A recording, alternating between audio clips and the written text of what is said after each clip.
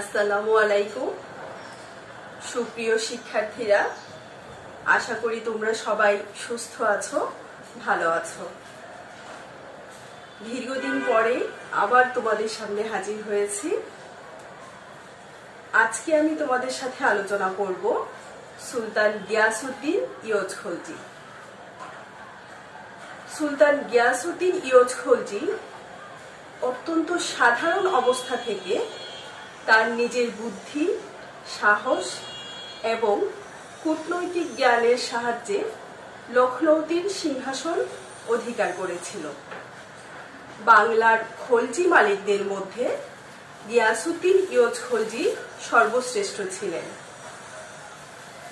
ইখতিয়ারউদ্দিন মোহাম্মদ বিন বখতিয়ার খলজির মৃত্যুর পর অর্থাৎ বখতিয়ারের পরবর্তীকালে বাংলার মুসলিম রাজ্যে অন্তবিরোধের অবসান ঘটিয়ে তিনি সুষ্ঠু শাসন ব্যবস্থা প্রবর্তন করেন এবং তিনি বাংলার মুসলিম রাজ্যের সীমা বিস্তার করতে সচেষ্ট হয়েছিলেন।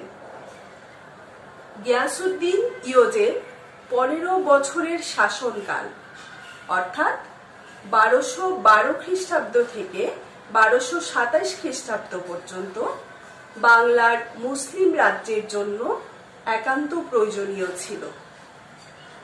তার অধীনে বাংলার মুসলিম রাজ্যের প্রভূত উন্নতি দিল্লির সুলতানের দৃষ্টি আকর্ষণ করে এবং দিল্লির সুলতান ইলতুৎমিশ 2 বার বাংলা আক্রমণ করে গিয়াসউদ্দিন ইয়োজকে পদানত করতে সক্ষম হয়েছিলেন। প্রিয় শিক্ষার্থীরা, এবারে চলো আমরা একটু জেনে নেই সুলতান গিয়াসউদ্দিন ইয়োজ খলজির প্রাথমিক জীবন সম্পর্কে। গিয়াসউদ্দিন ইয়োজ খলজি আফগানিস্তানের গড়মসিরের অধিবাসী ছিলেন। তার পিতার নাম ছিল হোসেন। তিনি গাধার পিঠে ভারবাহী মালামাল আনা নেওয়ার কাজ করতেন। কথিত আছে যে একদিন তিনি কাজের ফাঁকে আহারের আয়োজন করছিলেন। ঠিক সেই সময় 2 জন দরবেশ তার কাছে আহার ভিক্ষা চায়। তখন গিয়াসউদ্দিন ইয়োজ খলজি নিজের খাবার দরবেশদ্বয়কে দিয়ে দেন। খাবার খেয়ে দরবেশদ্বয় অত্যন্ত সন্তুষ্ট হন এবং গিয়াসউদ্দিন ইয়োজ খলজিকে হিন্দুস্তানে আসার নির্দেশ দেন। দরবেশদ্বয় তাকে এমনও বলেছিলেন যে হিন্দুস্তানের যেই অংশে একজন মুসলমান শাসক আছে তাকে দরবেশদ্বয় ওই অংশ দান করেছিলেন। এই ঘটনা বা এই যে গল্প, এর সত্যতা নিরূপণ করা সম্ভব হয়নি, আসলে এর কোনো প্রয়োজনও নেই। তবে এই যে ঘটনা, এই ঘটনা থেকে আমরা একটা বিষয় সম্পর্কে স্পষ্ট ধারণা পাই যে গিয়াসউদ্দিন ইয়োজ খলজি আফগানিস্তানের অন্যান্য লোকদের মতো জীবিকার প্রয়োজনে, ভাগ্যের অন্বেষণে তিনি স্বদেশ ত্যাগ করে এবং ভারতবর্ষের দিকে অগ্রসর হন। গিয়াসউদ্দিন ইয়োজ খলজি ভারতবর্ষ এসে কালক্রমে বখতিয়ার খলজির সৈন্যবাহিনীতে যোগ দেন এবং তার নিজের মেধা এবং যোগ্যতা ও দক্ষতার মাধ্যমে ইখতিয়ারউদ্দিন মোহাম্মদ বিন বখতিয়ার খলজির প্রিয় পাত্রে পরিণত হন এবং তার অন্যতম সহচর হয়ে ওঠেন। বখতিয়ার খলজি যখন বাংলা আক্রমণ করেন তখন গিয়াসউদ্দিন ইয়োজ খলজি তার সহযোগী ছিল বা সহচর ছিল। বখতিয়ার বাংলা বিজয়ের পর তার বিজিত অঞ্চলে শাসন ব্যবস্থাকে সুশাসন মানে বিজিত অঞ্চলে তিনি সুশাসন প্রতিষ্ঠা করতে চেয়েছিলেন। সেজন্য বখতিয়ার খলজি তার অধিকৃত এলাকাকে 3টি অংশে ভাগ করে এবং তার 3 জন সহচরের হাতে বা তিনজন বলা যায় যে সৈনিকের হাতে তিনি এর শাসনভার অর্পণ করেন। একজন ছিল শিরান খলজি, একজন আলীবর্দী, আরেকজন হচ্ছে হুসামুদ্দিন। এই যে হুসামুদ্দিন, এই হুসামুদ্দিনই 1212 খ্রিস্টাব্দে যখন লখনৌতির সিংহাসন দখল করেন তখন তিনি নিজের নাম পরিবর্তন করে গিয়াসউদ্দিন ইয়জ খলজি নাম ধারণ করেন এবং সিংহাসনে বসেন। এই গিয়াসউদ্দিন ইয়জ খলজি অত্যন্ত বুদ্ধিমান ছিলেন। বখতিয়ার খলজির পরবর্তী সময়ে যে সমসাময়িক ঘটনাবলী, সেই ঘটনাবলী যদি আমরা বিশ্লেষণ করি তাহলে তার যে আচরণ, অর্থাৎ হুসামুদ্দিন ওরফে গিয়াসউদ্দিন ইয়জ খলজির যে আচরণ, সেই আচরণ দেখে তার বুদ্ধিমত্তা এবং বাস্তব জ্ঞান বুদ্ধি সম্পন্ন লোক ছিলেন এই কথা আমরা স্পষ্টভাবেই বলতে পারি। তিনি বখতিয়ারের পর খলজি আমিরদের মধ্যে যে অন্তবিরোধ ছিল, তিনি সেই অন্তবিরোধের মধ্যে অত্যন্ত বুদ্ধিমত্তার পরিচয় দেন। আমরা যদি দেখি যে বখতিয়ার খলজির মৃত্যুর পরের ঘটনাগুলো কি ছিল। বখতিয়ার খলজির মৃত্যুর পর খলজি আমির যারা ছিল, অর্থাৎ খলজি মালিকদের মধ্যে অন্তবিরোধ চরম আকার ধারণ করে।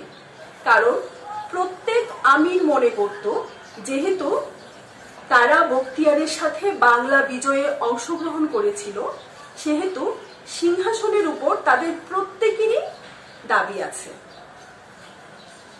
বখতিয়ার খলজির মৃত্যুর জন্য আলীবর্দীকে অনেক খলজি আমিররাই দায়ী মনে করত।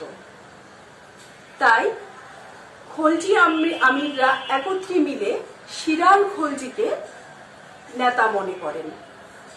শিরান খলজির নেতৃত্বে আলীবর্দীর বিরুদ্ধে একটা যুদ্ধ হয়।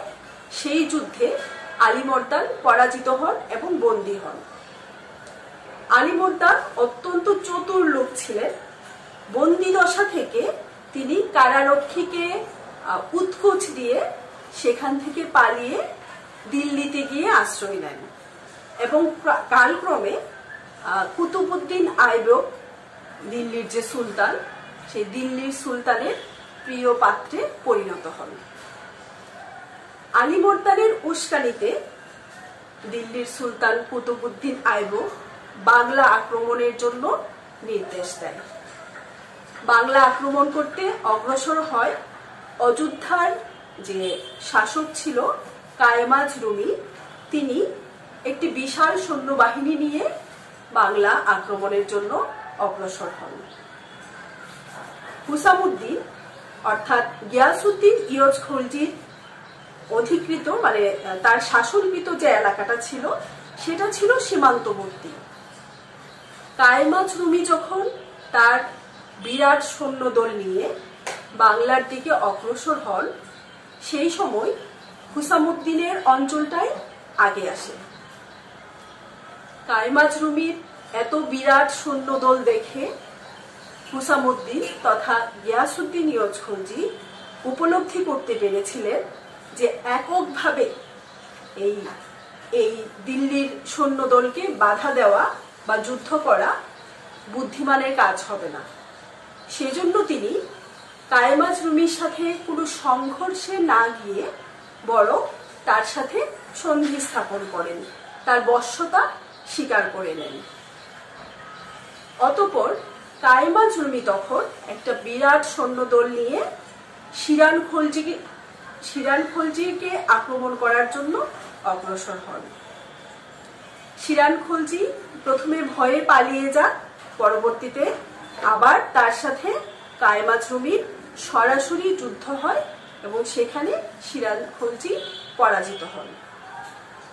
কায়েমাজ রুমি তখন বাংলা অধিকার করে তিনি আবার অযোধ্যার দিকে অগ্রসর হন, অর্থাৎ অযোধ্যায় তিনি প্রত্যাবর্তন করেন এবং বাংলার শাসনভার তার অধীনস্থ হিসেবে, অর্থাৎ দিল্লির অধীনস্থ হিসেবে গিয়াসউদ্দিন ইয়োজ খলজির হাতে অর্পণ করেন।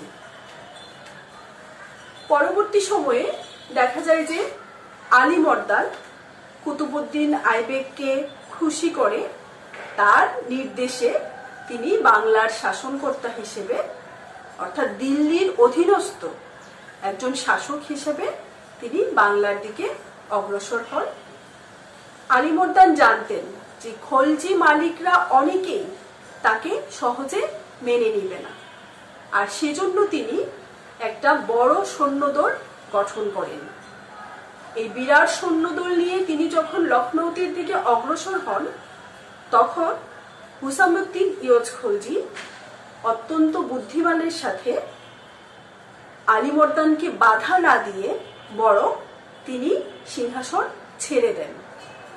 জানা যায় যে তিনি নিজে অগ্রসর হয়ে আলীবর্দীকে অভ্যর্থনা জানান এবং তিনি তার পূর্বের যে অঞ্চল সেই অঞ্চলে গিয়াসউদ্দিন ইয়োজ খলজি ফিরে যান। এই ঘটনা থেকে আমরা তার বুদ্ধিমত্তার পরিচয় পাই। গিয়াসউদ্দিন ইয়োজ খলজি আসলে সুযোগের অপেক্ষায় ছিলেন। আলীবর্দীর অত্যাচারে খলজি মালিকরা যখন অতিষ্ঠ তখন এই খলজি মালিকরা আলীবর্দীকে সরানোর জন্য একত্রিত হয়। তখন গিয়াসউদ্দিন ইয়োজ খলজি ওই খলজি মালিকদেরকে নেতৃত্ব দিয়েছিল। ফলে আলীবর্দীকে খুব সহজেই খলজি আমিরদের সহায়তায় তাকে পরাজিত করা হয় এবং গিয়াসউদ্দিন ইয়োজ খলজি ওরফে হুসামউদ্দিন নিজের নাম পরিবর্তন করে গিয়াসউদ্দিন ইয়োজ নাম ধারণ করে এবং 1212 সালে তিনি লখনৌতির সিংহাসন অধিকার করেন। এইভাবে তিনি নিজের প্রাধান্য বজায় রাখতে সক্ষম হয়েছিলেন। গিয়াসউদ্দিন ইয়োজ খলজি ক্ষমতায় বসার পর প্রথম যে কাজটা করেছিলেন সেটা ছিল যে রাজধানী স্থানান্তর। তিনি দেবকুট হতে রাজধানী লখনৌতিতে স্থানান্তর করেন।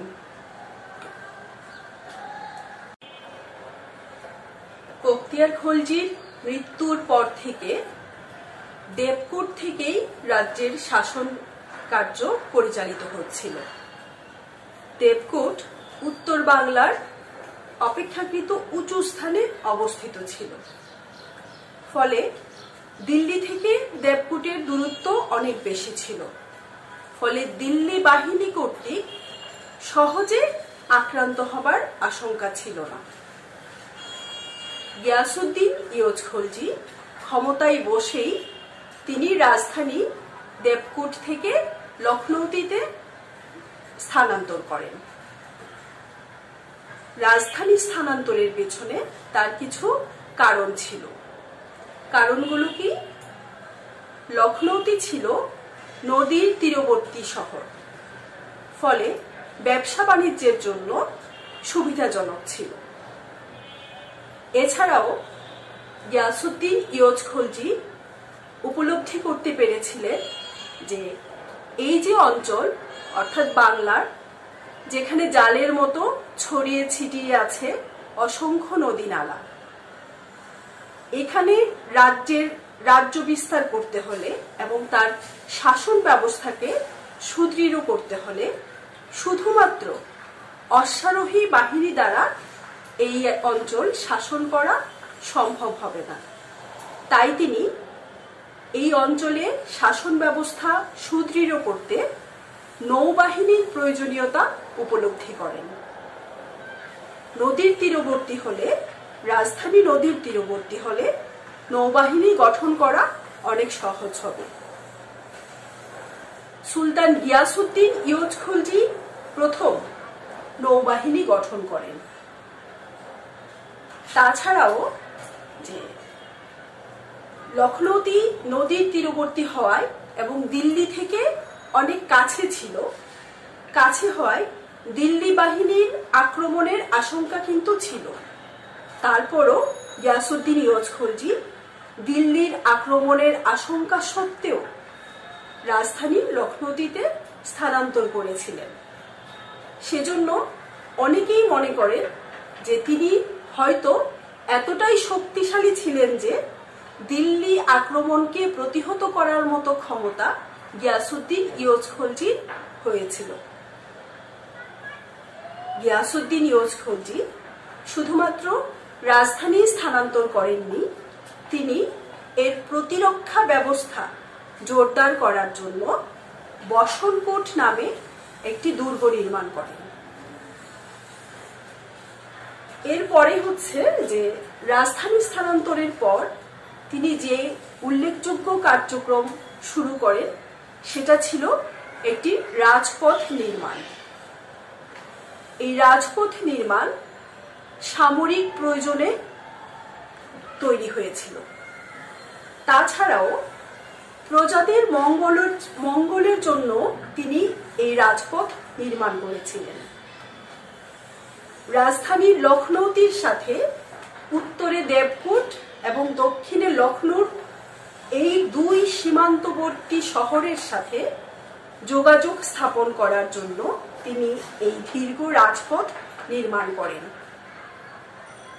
এই রাজপথ নির্মাণের ফলে একদিকে যেমন যোগাযোগ ব্যবস্থার উন্নতি হয়, অন্যদিকে এই দীর্ঘ দুই সীমান্তবর্তী অঞ্চলে অর্থাৎ সমগ্র রাজ্য জুড়ে সৈন্যবাহিনীর চলাচলের পথ সুগম হয়।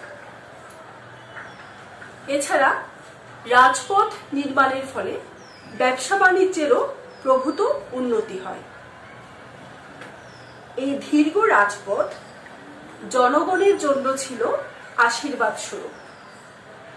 কেননা তোমরা আগেই জানো যে এই অঞ্চল ছিল নদীমাতৃক। এখানে বর্ষার কালে প্রায় প্রতি বছর বন্যা দেখা দিত। ফলে জনগণের মানে সাধারণ প্রজাদের অনেক ক্ষতি হতো, বিশেষ করে ফসলের অনেক ক্ষতি হতো, কৃষির মারাত্মক ক্ষতি সাধিত হতো।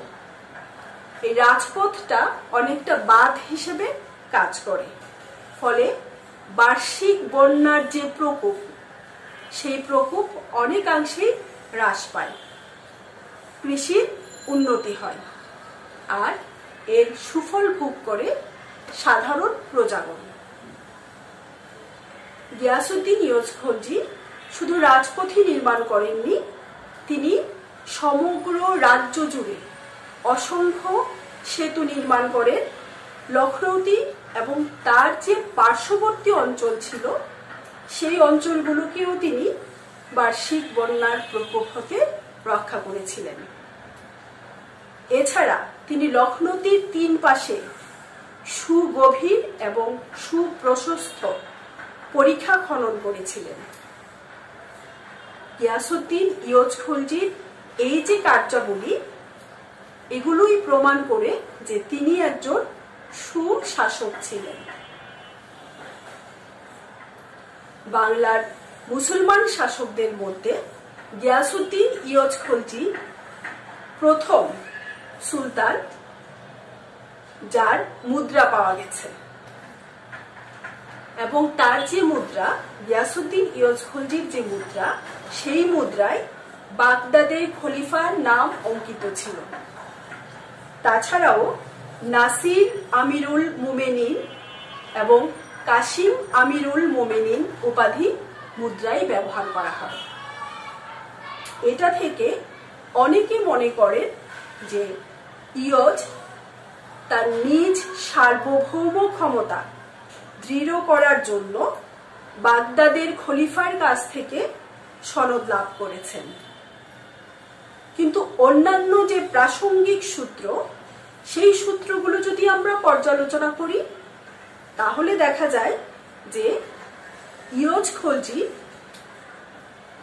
বাগদাদের খলিফার কাছে সনদ লাভ না করেও খলিফার নামাঙ্কন করে তিনি মুদ্রা প্রচলন করেছিলেন। শুধুমাত্র গিয়াসউদ্দিন ইয়োজ খলজি যে এই কাজ করেছিলেন তা কিন্তু নয়, সমসাময়িক যারা ছিল, অর্থাৎ গজনির যে ঘুরি সুলতানরা ছিল তারা, এবং এমনকি দিল্লির যে সুলতান ইলতুৎমিশ তিনিও কিন্তু বাগদাদের খলিফার কাছ থেকে সনদ লাভ করার আগেই খলিফার নামে তারা মুদ্রা প্রচলন করেছিল। ইয়জ খলজিও হয়তোবা তাদেরই পদাঙ্ক অনুসরণ করে খলিফার সনদ লাভ না করেও খলিফার নামে মুদ্রা অঙ্কন করেছিলেন। ইয়জ খলজি নিশ্চিত ছিলেন যে দিল্লির সুলতান তার স্বাধীনতাকে সুনজরে দেখবে না, তাই অন্তত বাহ্যিকভাবে নিজের যে ক্ষমতা এবং নিজের সার্বভৌমত্ব প্রদর্শন করাই হয়তো তার উদ্দেশ্য ছিল। আর এই উদ্দেশ্যেই তিনি খলিফার নামাঙ্কিত মুদ্রা তিনি প্রচলন করেছিলেন। অনেক ঐতিহাসিক গিয়াসউদ্দিন ইয়জ খলজি যে স্বাধীন সুলতান ছিলেন সেটা মানতে নারাজ। অনেকেই মনে করে যে হয়তো গিয়াসউদ্দিন ইয়জ খলজি প্রথমে দিল্লির অধীনস্থ শাসনকর্তা ছিলেন, পরবর্তী সময়ে হয়তো কোনো সুযোগে তিনি স্বাধীনতা ঘোষণা করেন। তাদের যুক্তি হচ্ছে যে যেহেতু ইলতুৎমিশের নামাঙ্কিত মুদ্রা বাংলায় পাওয়া গেছে তাই তারা এই মত পোষণ করেন। কিন্তু গিয়াসউদ্দিন ইয়জ খলজির মুদ্রা বিশ্লেষণ করে দেখা যায় যে তিনি আসলে প্রথম থেকেই স্বাধীন সার্বভৌম ক্ষমতার অধিকারী ছিলেন। আমরা যদি একটু পেছনে তাকাই, যে আলীবর্দান যখন কুতুবউদ্দিন আইবেকের বশ্যতা স্বীকার করে দিল্লির অধীনস্থ শাসনকর্তা হিসেবে তিনি লখনৌতির সিংহাসনে বসেছিলেন। সিংহাসনে বসার পর যখন কুতুবউদ্দিন আইবেকের মৃত্যু হয় তখন দিল্লির আভ্যন্তরীণ গোলযোগ শুরু হয়, আর এই সুযোগে আলীবর্দানও নিজেকে স্বাধীন সুলতান হিসেবে ঘোষণা করেন। বখতিয়ার খলজি থেকে শুরু করে শিরান খলজি পর্যন্ত কেউ কিন্তু সরাসরি স্বাধীনতা ঘোষণা করেননি। সবাই দিল্লির সাথে একটা সুসম্পর্ক বজায় রেখে আভ্যন্তরীণ ক্ষেত্রে তারা স্বাধীনভাবে তাদের শাসন কার্য পরিচালনা করছিল। কিন্তু আলীবর্দান কুতুবউদ্দিন আইবকের মৃত্যুর পর এই সুযোগকে কাজে লাগিয়ে সে প্রথম স্বাধীনতা ঘোষণা করে। আলীবর্দানের পরবর্তী সময়ে গিয়াসউদ্দিন ইয়জ খলজিও কিন্তু সেই স্বাধীন সুলতান হিসেবেই লখনৌতির সিংহাসন অধিকার করেছিলেন। তাই আমরা বলতে পারি, নিঃসন্দেহে বলতে পারি যে গিয়াসউদ্দিন ইয়জ খলজি আসলে প্রথম থেকেই স্বাধীন সুলতান ছিলেন। গিয়াসউদ্দিন ইয়জ খলজি বিভিন্ন জনহিতকর কার্যাবলী সম্পাদন করেছিলেন। এছাড়াও তিনি রাজ্য বিস্তারের দিকেও মনোনিবেশ করেছিলেন। আমরা চটেশ্বর শিলালিপি থেকে জানতে পারি যে আনুমানিক 1200 খ্রিস্টাব্দে উড়িষ্যার সেনাপতি বিষ্ণু জবন রাজার বিরুদ্ধে যুদ্ধে অত্যন্ত সাহসের পরিচয় দেন। মিনহাজের মতে লখনৌতির দক্ষিণ প্রান্তের শহর, লখনৌতির মানে দক্ষিণ সীমান্ত শহর লখনৌ প্রথমে শত্রু কবলিত হয়, কিন্তু গিয়াসউদ্দিন ইয়জ খলজি তা পুনরুদ্ধার করে সেখান থেকে অনেক হাতি, ঘোড়া এবং অন্যান্য সামগ্রী অধিকার করেন। এমনকি ওই লখনৌ শহরে গিয়াসউদ্দিন ইয়জ খলজি নিজে আমির নিয়োগ করেছিলেন। মিনহাজ আরো বলেন যে উড়িষ্যার রাজা ইয়জ খলজিকে কর প্রদান করেছিলেন। তবে মনে করা হয় হয়তোবা তৃতীয় অনঙ্গ ভীমের অধীনস্থ সামন্ত রাজা বিষ্ণু ইয়জকে অর্থাৎ গিয়াসুদ্দিন ইয়জকে কর দিতে বাধ্য হয়েছিলেন। মিনহাজের বিবরণীতে গিয়াসুদ্দিন ইয়জ খলজির ত্রিহুত বিজয়ের কথা উল্লেখ আছে। ইয়জের ত্রিহুত জয়ের প্রমাণ অন্য কোথাও পাওয়া যায় না। শুধুমাত্র মিনহাজ উল্লেখ করেছেন যে ত্রিহুতের রাজা ইয়জকে কর পাঠাতে বাধ্য হয়েছিল। ভৌগোলিকভাবে যদি আমরা বিশ্লেষণ করি তাহলে দেখা যায় যে ত্রিহুতের পশ্চিমে ছিল দিল্লির মুসলিম রাজ্য, আর এর পূর্বে ছিল লখনৌতির মুসলিম রাজ্য। দুদিকেই ত্রিহুতের দুদিকেই শত্রু ছিল। তাছাড়া কর্ণাটকের যে রাজা অরিমল্লদেব, এই অরিমল্লদেবের মৃত্যুর পর ত্রিহুতে অন্তবিরোধ দেখা দিলে হয়তোবা এই সুযোগে গিয়াসুদ্দিন ইয়জ খলজি ত্রিহুত অধিকার করেন। মিনহাজের বিবরণী থেকে আমরা আরো জানতে পারি যে গিয়াসুদ্দিন ইয়জ খলজি কামরূপ বিজয় করেছিলেন। মিনহাজের মতে কামরূপের রাজাও কর প্রদান করেছিলেন। করতোয়া নদীর পূর্ব দিকে কামরূপ রাজ্যে অনেকগুলো সামন্ত শাসনকর্তার অস্তিত্ব ছিল বলে তারা সকলে 12 ভূঁইয়া নামে পরিচিত ছিল। এই 12 ভূঁইয়াদের মধ্যে আবার সর্বদা অন্তবিরোধ লেগেই থাকত। ইয়জ খলজি হয়তোবা তাদের কোনো সামন্ত শাসককে পরাজিত করে কর প্রদানে বাধ্য করেন। গিয়াসুদ্দিন ইয়জ খলজি বঙ্গ বিজয় করেছিলেন। 1226 থেকে 1227 খ্রিস্টাব্দে ইয়জ কর্তৃক বঙ্গ তথা পূর্ব বাংলা আক্রমণের কথা মিনহাজ উল্লেখ করেন, কিন্তু তিনি নিজে দিল্লি কর্তৃক আক্রান্ত হওয়ায় তার বাংলা আক্রমণ বিফল হয়। ফলে ইয়জ পূর্ব বাংলাকে কর দিতে বাধ্য করতে পারেননি। এইভাবে গিয়াসুদ্দিন ইয়জ খলজি তার রাজ্যের সীমা বৃদ্ধি করতে সচেষ্ট হয়েছিলেন। প্রিয় শিক্ষার্থীরা, তাহলে আমরা কি দেখলাম যে গিয়াসুদ্দিন ইয়জ খলজি অতি সাধারণ অবস্থা থেকে তার নিজের যোগ্যতা এবং কূটনৈতিক জ্ঞানের মাধ্যমে তিনি লখনৌতির সিংহাসন দখল করেছিলেন। তিনি এদেশের ছিলেন না, এদেশের বাইরের একজন লোক ছিলেন, কিন্তু বখতিয়ারের ভাগ্যের অন্বেষণে তিনি ভারতবর্ষে এসেছিলেন এবং কালক্রমে বখতিয়ার খলজির সৈন্যদলে যোগ দিয়েছিলেন।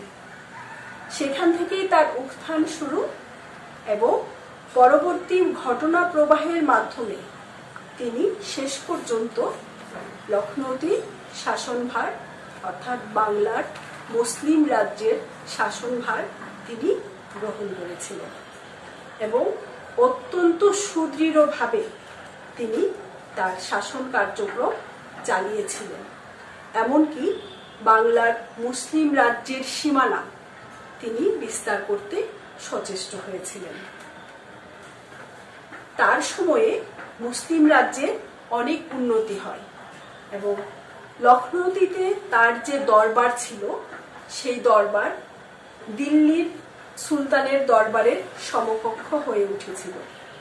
ফলে এই মুসলিম রাজ্যের এই উন্নতি দিল্লির সুলতানের দৃষ্টি আকর্ষণ করে এবং সুলতান ইলতুৎমিশ পরপর 2বার তিনি বাংলা আক্রমণ করেন এবং তাকে গিয়াসুদ্দিন ইয়জ খলজিকে পদানত করতে সক্ষম হয়েছিলেন।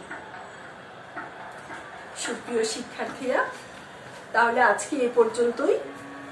আগামী ক্লাসে আবার তোমাদের সাথে দেখা হবে।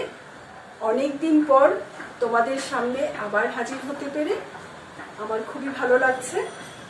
আশা করি এখন থেকে আমরা রেগুলার তোমাদের সাথে আমার ক্লাস হবে। সেই পর্যন্ত তোমরা সবাই ভালো থেকো, আনন্দে থেকো এবং স্বাস্থ্যবিধি মেনে চলবে। যখনই বাসার বাইরে যাবে বা ঘরের বাইরে যাবে তখনই প্রত্যেকে অবশ্যই মাস্ক ব্যবহার করবে। বাইরে থেকে ফিরে এসে এবং খাবার গ্রহণ করার আগে অবশ্যই তোমরা বারবার সাবান পানিতে হাত ধোবে। তাহলে আজকে এ পর্যন্তই, আগামী ক্লাসে আবার দেখা হবে।